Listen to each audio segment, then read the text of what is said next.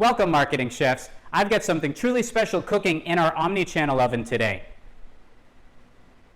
Marketing Kitchen TV Q&A Live, Episode 10. Up next in the Marketing Kitchen.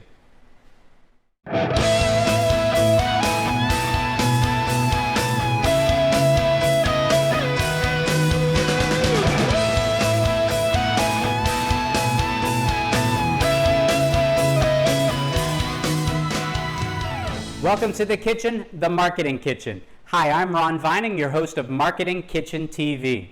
Welcome back to Marketing Kitchen TV Q&A Live. This is episode 10, chapter 10, part 10, whatever you want to call it. Thank you very much for being with us on these new 2020 Q&A Lives in this new setup here on the other side of my kitchen. For those of you who haven't asked a question yet, you can go to our Twitter account, which is @MarketingKitchenTV, utilize the hashtag Q&A, and I'll answer your questions here on YouTube. I would appreciate it if you would like and subscribe our channel. Please share our videos. Please comment in the section below. All of these help to improve how we're found in search with Google on YouTube, which will increase our opportunity to monetize this channel, for this channel to grow, for me to be able to pay the salary of someone I'm going to dedicate to editing videos and producing new content and making sure that we've got something excellent cooking on our storytelling stovetop or in our Omni-Channel oven or our multimedia microwave 7 days a week. Okay, let me get to this first question here. And how do I pronounce your name? Can you please phonetically tell me in the comments section below? But is it Abiash? Is that how you say it? I apologize for that. I can be horrible with names that I'm unfamiliar with, so please forgive me. Your question, however, is branding must provide all the information so customers are attracted.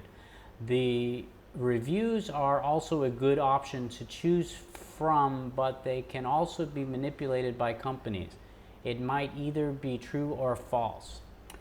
What's the question?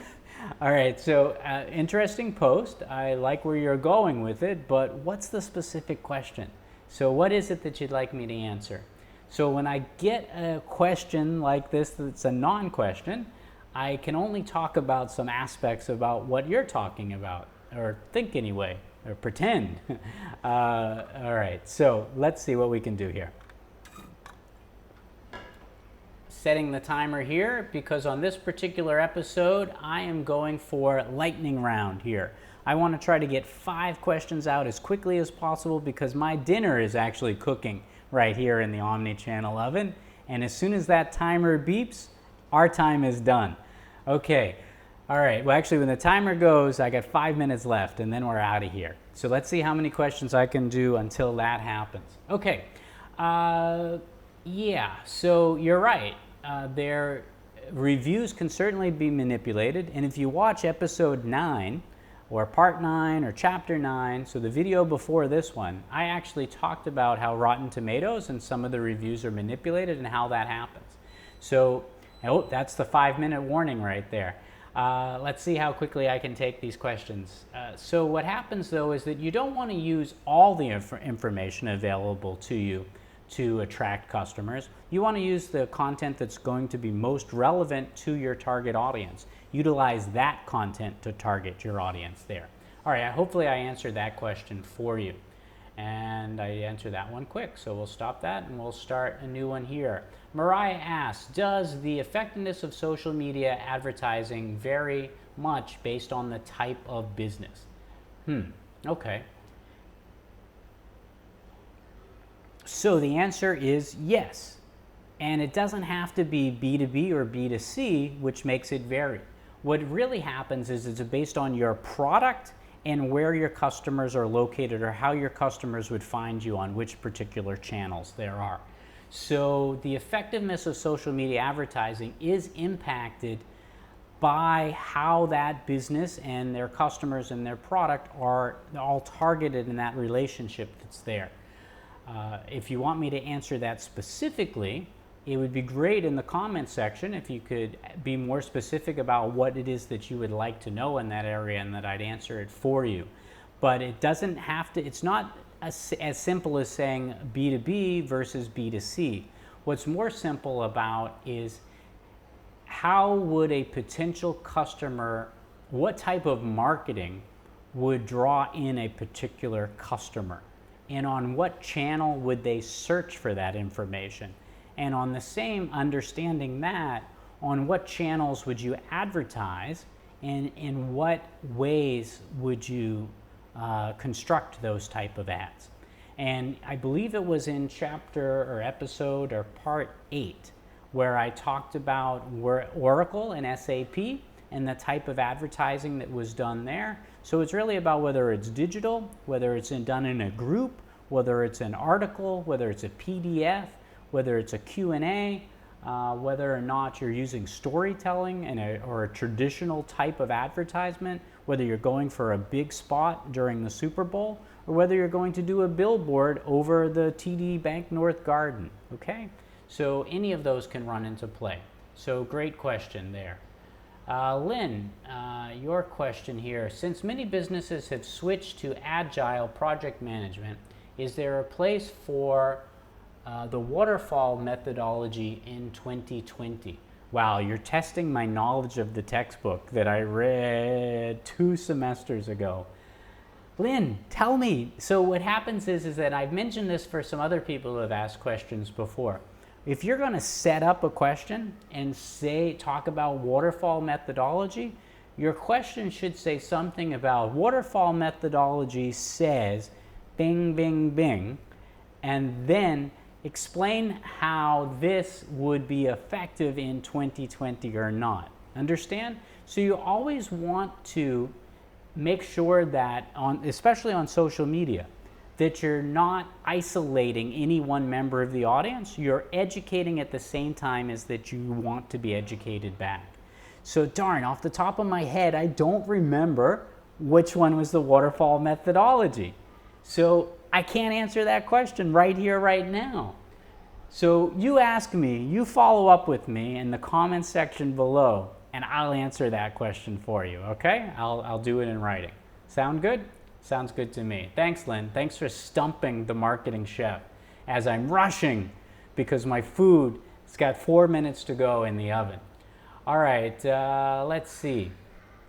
Wan Hoon, thanks for sharing this great article. I agree that legacy systems have been becoming, as you said. However, would it be still needing for companies? All right, I'm not exactly clear what that question was, so let me see what Tanique had to say in her initial share. Put an end to legacy systems. Companies are becoming prisoners to legacy systems instead of progressing. Find out why in the link below. All right, so I think that you're asking, do companies need to go with this approach? I don't even know what you're asking, so I'm just going to answer this, and I'm not even going to do the light, and I'm not even going to start the timer there. The answer is, and I talked about this in both episodes 9 and in episodes 8, or part 8, chapter 9. That's it. That's the warning. I'll answer this one and one more question, and then I'm out of here for this particular lightning round episode. The answer is that, yeah, I agree. You should put an end to legacy systems if they are holding your business back. If you need to do a major upgrade to a legacy system in order for it to take you to the next, into the next year or next 2 years, I think that it's time that you look in starting a system, bringing in a new system from the ground up altogether, as opposed to potentially just doing a patch and fix approach, because a patch and fix approach is only going to get you so long, and it will hinder, especially if you're going to an omni-channel or you're going to a mobile strategy. Because if you're really going mobile based, you will need an architecture that perhaps a patch up legacy system will only be holding you back from moving forward on. So that would be my answer to that. All right, my final question for today is from Jennifer. And Jennifer, you ask, how should a company continue to use proof of concept after it's long been established? How should a company continue to use proof of concept after it's long been established? All right, trying to think about how you want me to, like what answer is going to help you most as I respond to this. Well, certainly, right, so proof of concept is the notion by which that you are trying to establish to whatever, if you're on a job interview, they may ask you to do a proof of concept. And that would be where you would have to show actual past work that you had done, or perhaps they even ask you to perform a task during the interview to offer up a proof of concept, whether or not you can put together a campaign.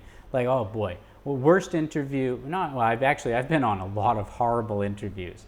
Here's one that I dreaded, Amazon. So it was Amazon Web Services. They didn't prepare you for this at all, which I think is a mistake on their part because, I don't know, especially when you're attracting a senior level hire, that person has a bit of an attitude problem going into the interview, especially if they're named Ron Vining.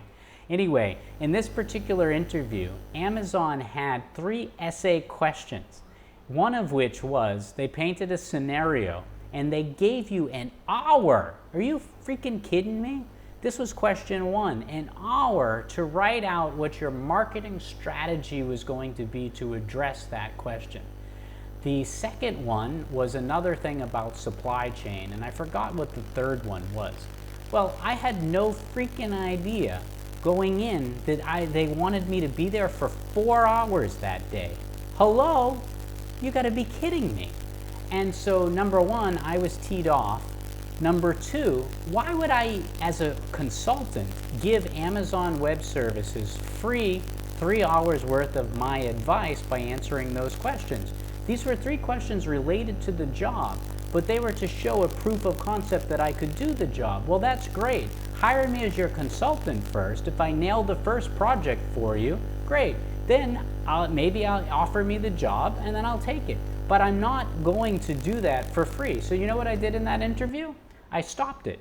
And I said, if you want to pay me my hourly rate, since I'm going to be here for 4 hours, you pay me for the full day. I'll not only answer these 3 questions for you, but I'll develop your whole campaign strategy. And if you like it, then you can either hire me as your consultant or we'll continue with the interview process and I'll consider working for you at a full-time basis. Anyway, you can imagine how that interview went. And so ask me about it in the comments section if you're really curious. Maybe I'll answer it in a future interview.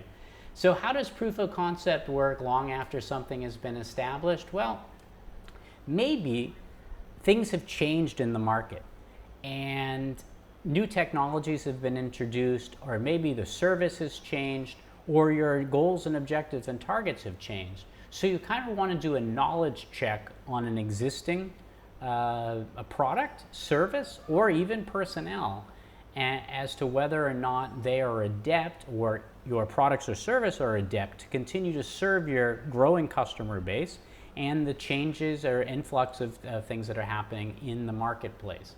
So in that situation, I think it's very important that you continue to do stops along the way, if you will. These, if it were e-learning, we would call it a knowledge check, to ensure that there is a good fit between what you're trying to sell or service that you're offering to a customer, as well as who is developing, launching, or helping to implement or integrate with your customer.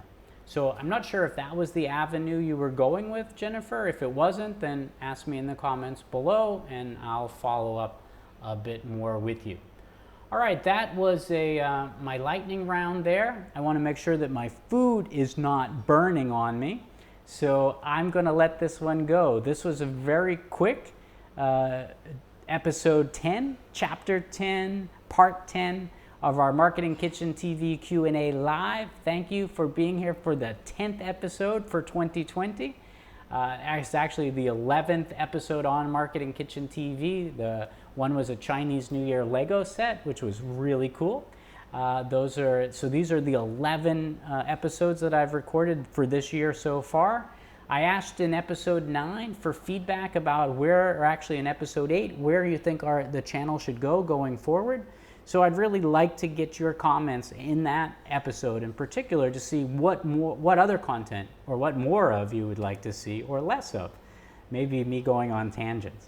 All right, food's burning. See you again in the next episode. Keep safe. Bye-bye. I hope you enjoyed this episode. Remember, there's always fresh content simmering on our storytelling stovetop. So whatever happens in this kitchen shouldn't stay in this marketing kitchen. I'm Ron Vining, your host, reminding you to invite your family and friends to the next episode of Marketing Kitchen TV.